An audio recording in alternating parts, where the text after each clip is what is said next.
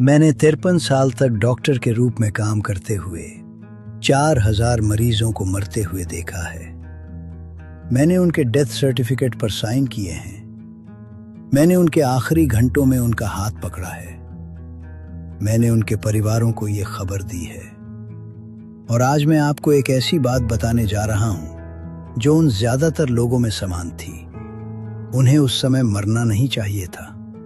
ये जेनेटिक्स की वजह से नहीं था, ये बदकिस्मती की वजह से नहीं था, ये उनके चुनावों की से था, उनकी आदतों की वजह से।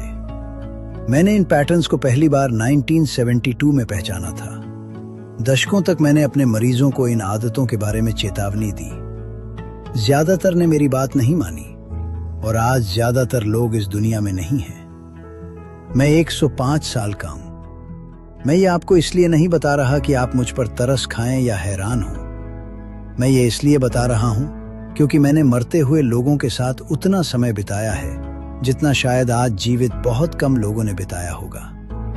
और मैं ठीक ठीक जानता हूं कि कौन लोग 90 साल तक जीते हैं और कौन लोग 68 की उम्र में अचानक चले जाते हैं। संभव है कि आप अभी, आज, इस सुबह उन आदतों में से कम 2 कर रहे हों और आपको पता भी नहीं कि वे आपकी जिंदगी के साल कम कर रही हैं। पहली चीज जो मैंने 53 साल की मेडिकल प्रैक्टिस में सीखी वो ये है कि लगातार बैठना आपको बहुत तेजी से मार सकता है। ये कोई अतिशयोक्ति नहीं है। मैंने ये अपने मरीजों के साथ होते हुए देखा है। 1981 में मैंने उन मरीजों के अलग नोट्स रखने शुरू किए जो दिन भर बैठकर काम करते थे, अकाउंटेंट, सेक्रेटरी, एग्जीक्यूटिव्स, और उन लोगों के जो दिन भर चलते फिरते रहते थे। वे अलग तरह से बूढ़े हो रहे थे। उनकी ब्लड रिपोर्ट अलग दिखती थी। उनके दिल जल्दी जवाब दे रहे थे। 1990 तक मेरे पास इतना डेटा था कि मैं समझ गया जो लोग रोज 8 या 9 घंटे बैठते हैं वे अंदर से लगभग 40% तेजी से बूढ़े हो रहे थे। जब आप बैठते हैं तो आपका रक्त संचार धीमा हो जाता है, खून पैरों में जमा होने लगता है, आपका लिम्फेटिक सिस्टम जो चलने फिरने पर निर्भर करता है धीमा पड़ जाता है, शरीर में विषैले तत्व जमा होने लगते हैं, मांसपेशियां कमजोर होने लगती हैं। समाधान कठिन नहीं है। हर घंटे उठिए, थोड़ा चलिए, अपने पैरों को काम में लाइए। मैं 1974 से ये कर रहा हूं। हर 50 मिनट में उठता हूं और आज भी 105 साल की उम्र में मैं ऐसा ही करता हूं। दूसरी चीज है नींद। सिर्फ पर्याप्त नींद नहीं बल्कि सही नींद। मैं आपको बता नहीं सकता कि कितने मरीज गर्व से कहते थे कि उन्हें सिर्फ 5 या 6 घंटे की नींद चाहिए। ये ताकत की निशानी नहीं थी, ये भ्रम था। आपके मस्तिष्क को 7 से 9 घंटे की नींद चाहिए ताकि वो खुद की मरम्मत कर सके। लगातार कम नींद लेने से शरीर में विषैले तत्व जमा होने लगते हैं। मैंने देखा है कि जो लोग खराब नींद लेते थे उनमें याददाश्त की समस्या 10 साल पहले शुरू हो जाती थी। और एक और बात, टूटी हुई नींद कम नींद से भी ज्यादा खराब होती है।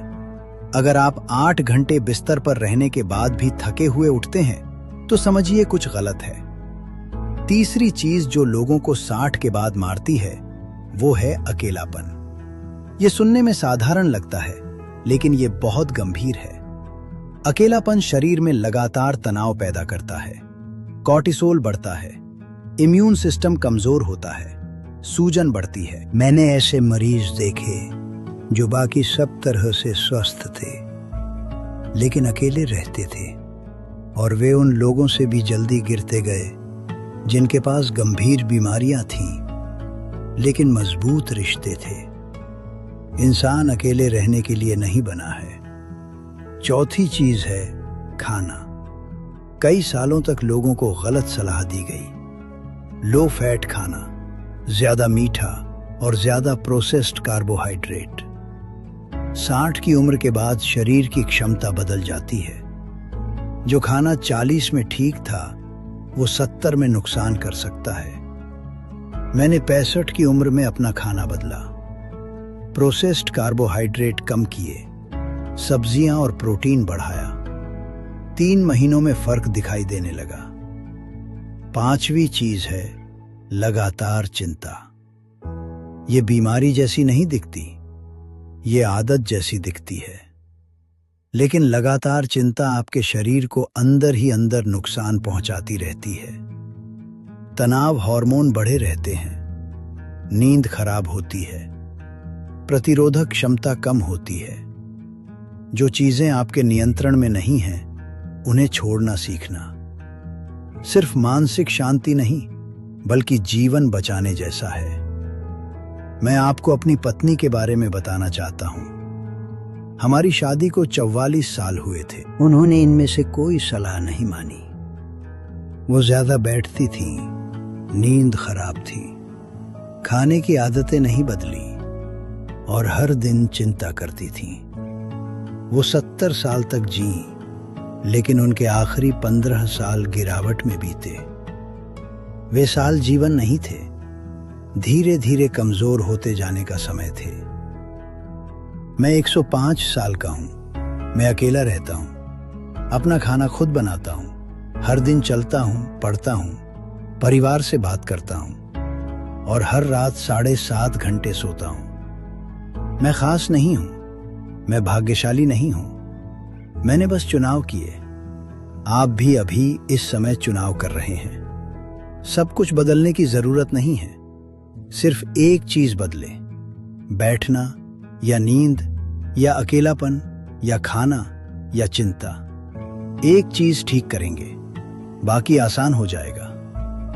मैंने अपनी पत्नी को खोया है, अपने बच्चों को खोया है, 4000 मरीजों को दफनाया है और मैं आज भी यहां हूं आपसे कहने के लिए। ज्यादातर लोगों को उस समय मरना नहीं चाहिए था जब वे मरे। आप अभी यहां हैं। अब सवाल ये है, आप इसके बारे में क्या करने वाले हैं?